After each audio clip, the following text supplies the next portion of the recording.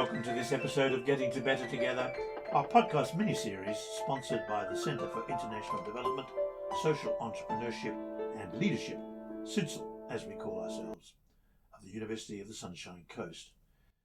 And the series is supported by Noosa FM Radio 101.3. Before proceeding, I wish to acknowledge the traditional custodians of this land, the Gubbi Gubbi people, and pay my respects to their elders, past, present, and emerging. And so it's really an interesting notion, where one might say it's entrepreneurship with a social conscience. And the social conscience these days, of course, has to do with notions of sustainability.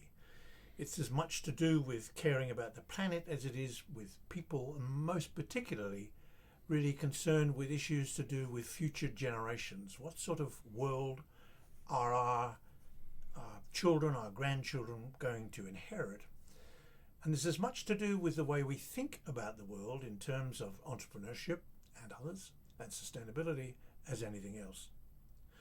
And so this morning it's a great delight for me to welcome Robert Sinnerton, who is a perfect example to me of a social entrepreneur who didn't necessarily start that way, but now is. And I'd love to start out our conversation, Robert, by asking you precisely what it is you're doing currently within what you would regard as social entrepreneurship in a context of sustainability. Thanks for that, Richard. I like to think that what you just said, I'm a perfect example of someone stumbling into finding his way with social entrepreneurship. Mm-hmm. And finding his son's social conscience while you pursue careers in the middle of your life and the opportunities to build and develop your family and all of the things that come with that.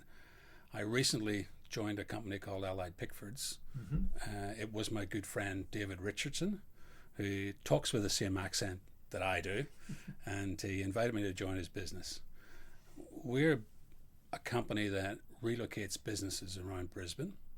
And with that comes a lot of waste, a lot of office waste, and a lack of opportunity to maximize the places we could send those pieces of furniture so other people can benefit from them.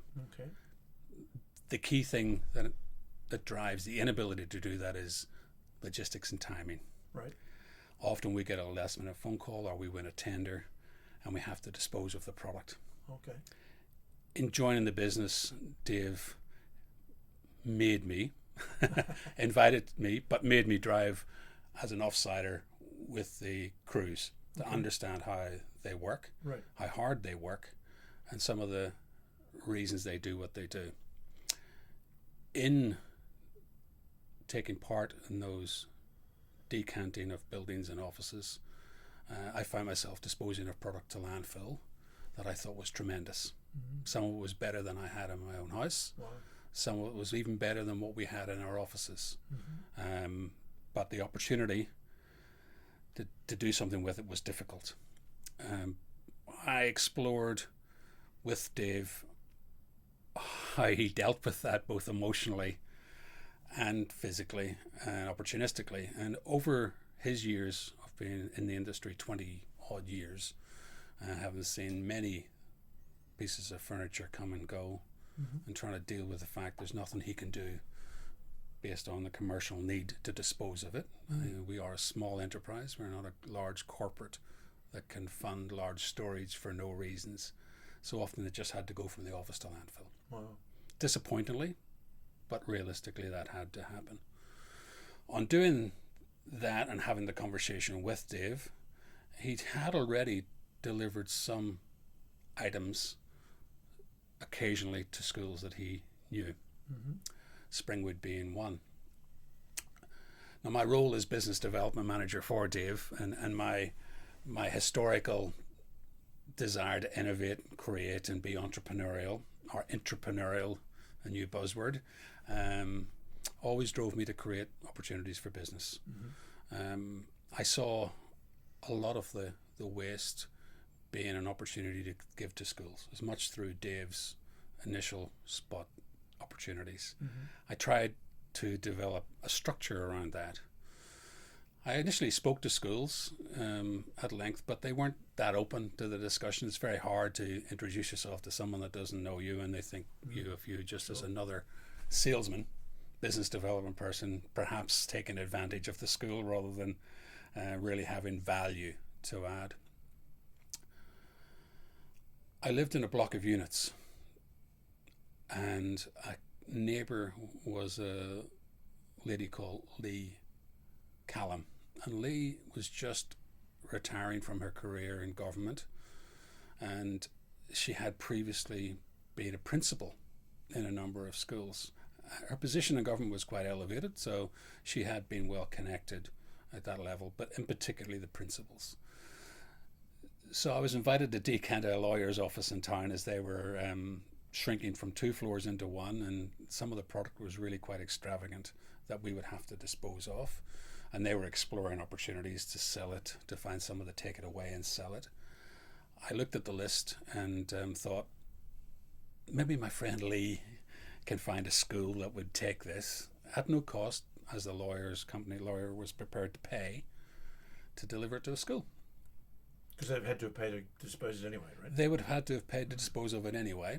And that always wasn't easy, Richard, on the basis that some people see charity as an opportunity to not have to pay for stuff, not to have to pay for that logistic. We'll give it to you free, and that's good enough. Now we don't have to pay for that, and we all have to be commercial and look to save money as a business where we can. So I wouldn't judge.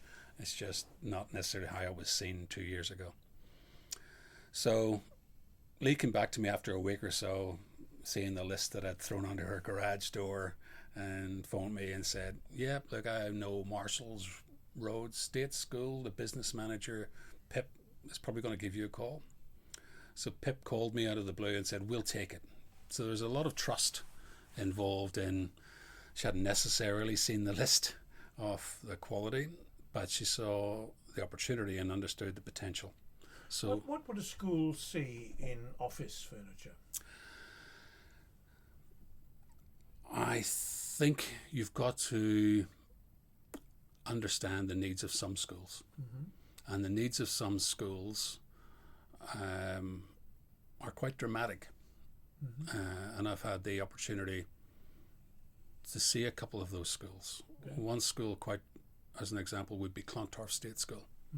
Now, over the last 2 years, I would have delivered 15 small Pantex of product to Clontarf State School. And Joe House, the principal, has been extremely supportive in many ways. Even when she couldn't use the product herself, she distributed it to her cluster support group of schools. Now, in comparing what we send to schools v what's in an office chairs are an obvious one. Because the chairs they have in schools, a lot of them are older, or they're just student chairs they sit on. They're not comfortable office chairs. A lot of the desks are dated. There's duplicity in or duplicate product with desks that are modern desks. Schools don't have those. There's desks, corner desks that maintenance managers don't even have a desk. So all of the product that comes out of an office can be used to some degree in varying schools, depending on their needs. Some schools are better off than others, and they get tambours and storage units, sliding cupboards, metal cupboards. All of the storage requirements probably are a great need within the schools. So after those first couple of deliveries, Lee helped me get in touch with several other principals, and the need was significant. Extremely significant, and the principals and staff alike got involved and helped find their needs and advised me of what they would like if they had a choice. So when I was decanting, or not just me, could be Dave or another member of staff, even the crew became very knowledgeable about what schools may need, and they can make judgment calls about making sure they don't trundle off to the landfill dump. They would bring it back to our branch and say, "I've got something for the schools. I think they'd like it, or they may need it." So we would collect stuff in a limited way because I think the thing about social enterprise, to keep everybody involved in the community of support, it has to be commercial in some ways. And we are. So if they're not paying for the disposal, where's the commercial aspect? The commercial aspect is very simply for us, it's logistics. Okay. It's getting it from A to B. We employ a number of staff and drivers and offsiders that ultimately, if you give too much time away free, we no longer make a commercial return. No. And so you can only give so many, as we call them, love jobs away, and until it starts to detract from our ability to service clients that pay the wages, pay the bills, and we have casual staff. So having casual staff means that they rely on us to try and give them a living, a weekly living, and often that they live from hand to mouth. So Dave and ourselves take that very serious. And just as a business, it's natural that you can't afford to be a charity, and you can afford to be charitable. So ultimately, social enterprise, in my opinion, needs to mean that everybody wins. Everybody needs to win, and there is going to be commercial requirements. Right. You're going to have storage.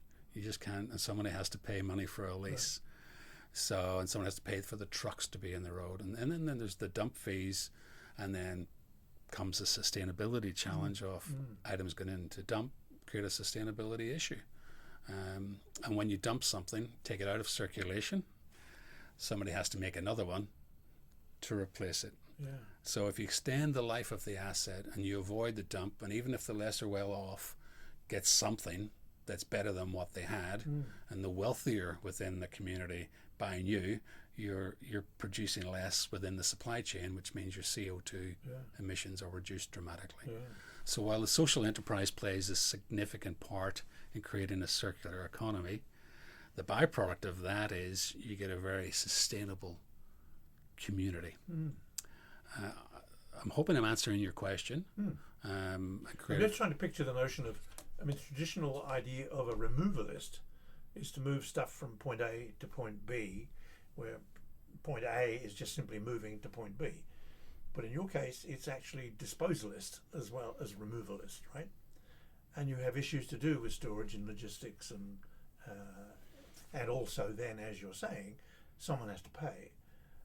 And if your business was simply a disposalist, it's hard to see how one would make an income doing that. Well, as a disposalist, we like to think we're not just a disposalist. We do move product from A to B. That is our primary function. Right. Secondary function, if no one needs the product that we're removing from an office, and ideally it's reached its end of life as that of an asset, then it needs to be disposed of. Right.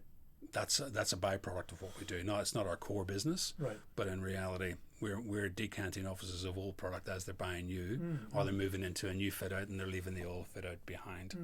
So that creates different challenges. So disposing of product is a byproduct of our core business, which is logistics, moving stuff from A to B. Keeping it cost effective to create a social enterprise is the challenge, because we can't create a warehouse of free storage. No. We can't move stuff every day for free to a school.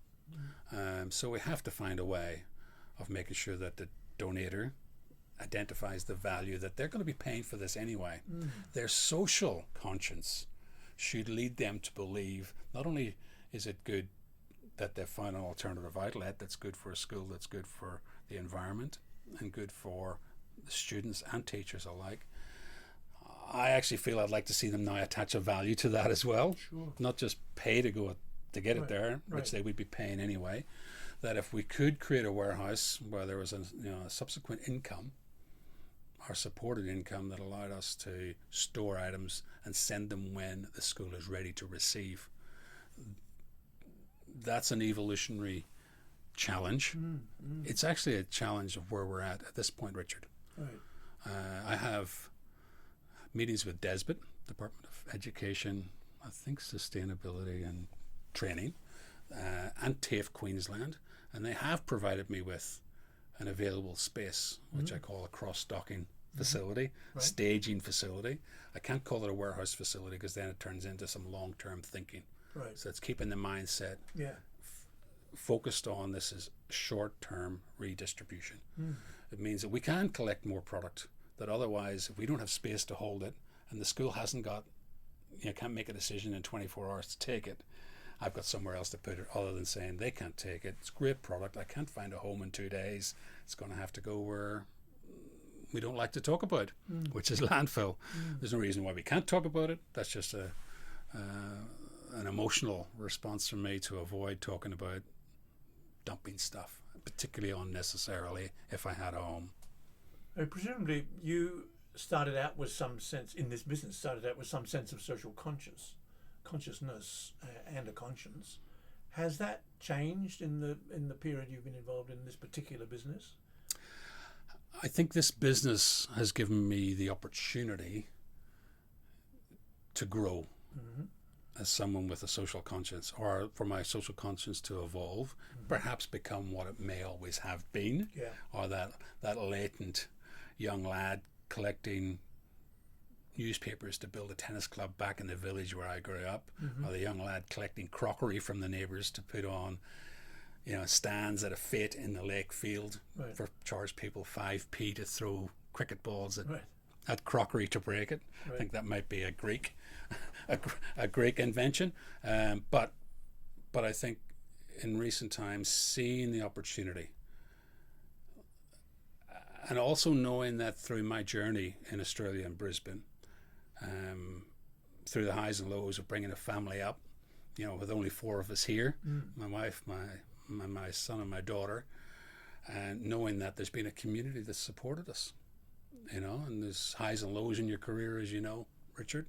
You may not know personally, but for me, I've had my highs and my lows, and I found a community in Brisbane and Queensland that has reached back and helped me and my family in different ways, and I appreciate that.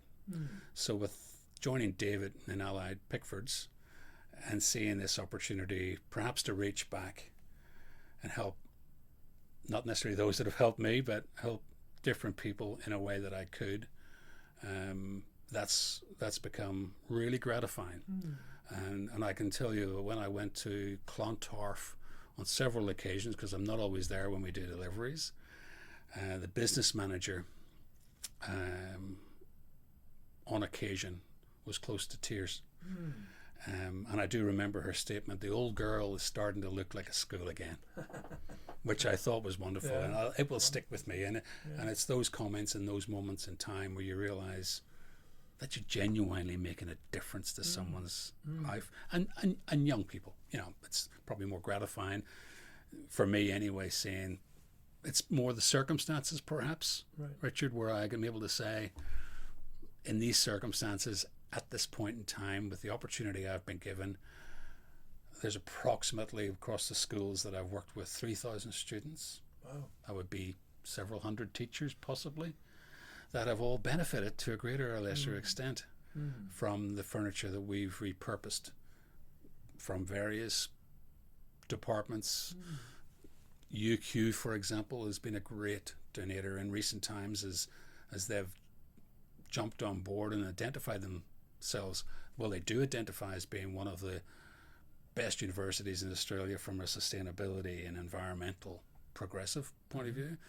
The circular economy and social enterprise, that in a very small way, they're like all universities, they're big machines and big communities, but I think they're now feeling themselves that what they've been able to achieve through furniture that's dated, that's sitting in various parts of the university waiting for another home within the university, it is best repurposed into somewhere of greater need. So I find great gratification from an entrepreneurship perspective, from feeling that I've been able to pull these pieces together in a greater sense within the journey of 2 years, that someone like the University of Queensland has now participated quite dramatically in recent times.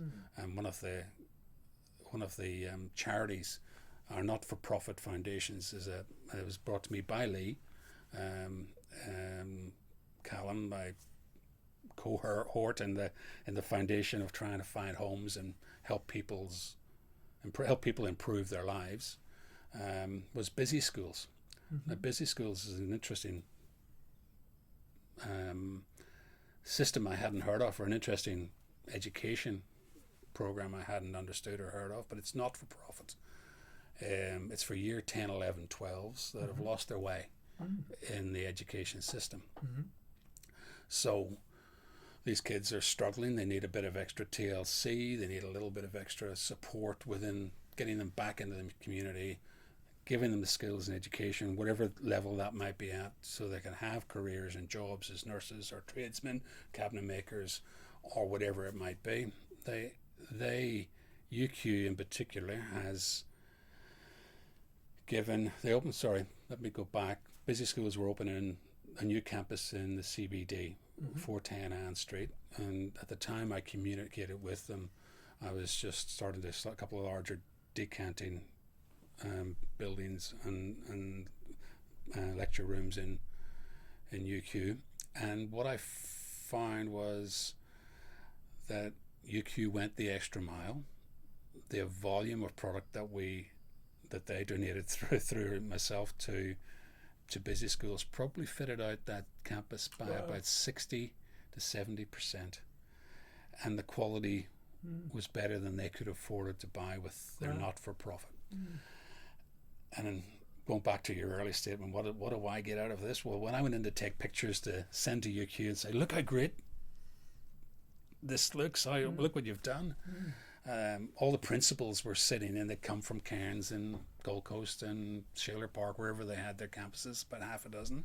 They were sitting on office chairs that had been repurposed from a renovation at UQ, that they would have otherwise been sitting on plastic chairs, and these chairs were better than they would ever have got. The students are sitting on better chairs than we ever have got.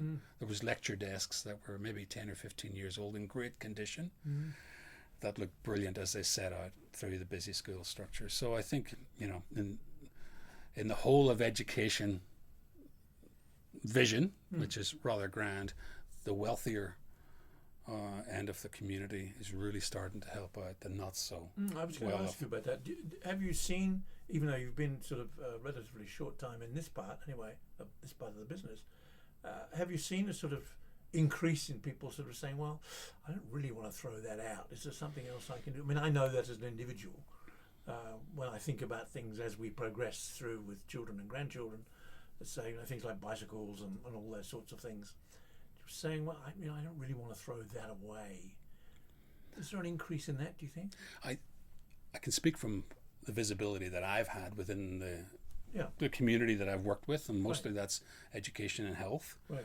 And there's a lot of well-intended actions that people don't want to throw stuff out. Right. So they end up collecting. Yeah. They don't have an outlet. No. They don't understand how to get it from there to a better environment, so they sit and they wait and they think, one day I'll use that, like we all would do with if we move house to a smaller house, we sit on the stuff that we can't throw away because one day I might give it to someone or I might use it. The reality is often we end up throwing it out 6 years later anyway, because we haven't found that outlet, even though in today's environment there's Gumtree, Facebook, there's a lot of commercial, ad hoc ways of moving stuff on.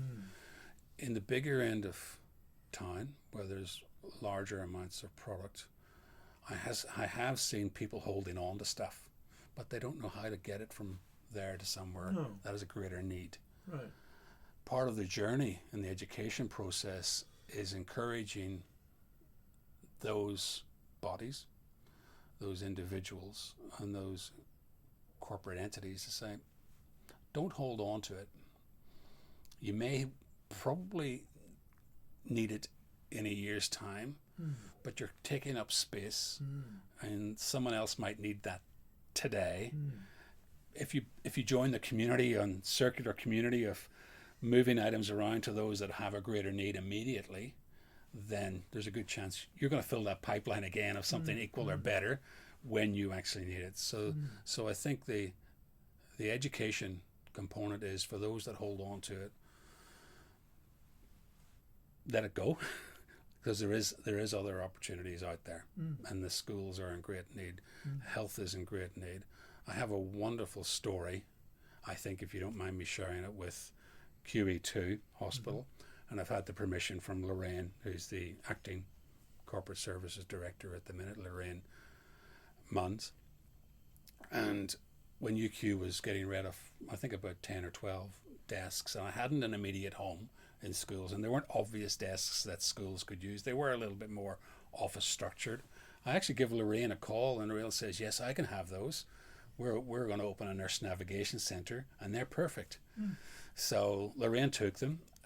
TAFE had given Lorraine about 150 office chairs, task chairs, and I didn't know whether she could absorb them into the hospital. But 100 of them were equal or better than what she had, such as the leukemia ward had 50 chairs replaced with better that came out of TAFE Queensland, who's a great supporter as well. So that's a good example of TAFE saying, I bought 150 new chairs, I got 150 left over. Can you do anything with them, Robert? And in fact, TAFE paid for them to get to the hospital, which was great because it doesn't always happen. But they would have had to put them in a skip, and cost of skip, and cost of logistics. People don't often equate the cost of disposal is more than sometimes just repurposing it to someone in greater need. So Lorraine's been a great supporter, and QE2 has benefited from moving stuff into the hospital, and of course UQ has been a supporter there. But a great little story is Lorraine's niece became the captain of Tin Can Bay State High School, I think, and she asked me, have you got any lockers? Because she's made a pledge as the new captain to get lockers for the girls, so they could have secure lockers when going to school. They didn't have any lockers. And I said, leave it with me. And just coincidentally, I found a small set of old tin lockers, not great. Most of them had keys, that were being disposed of by UQ.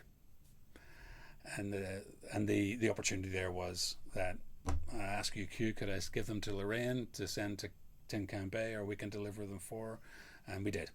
And Lorraine was chuffed. The young girl got to give the school girls lockers that they'd never ever had, and they were only old tin lockers. They would have ended up in landfill. That's win-win. What a wonderful, lovely little story to end the whole notion of social entrepreneurship, of concern for society, using commercial principles. And it's been a delight talking to you. Thank you so much for coming in. Thanks very much, Richard. I hope if this doesn't end up on the cutting room floor, there's an opportunity for others to help in their way. It doesn't have to be me. Wonderful. Thank you so much. And thank you all for listening, and I look forward to the next episode when we meet again. Until then, good night.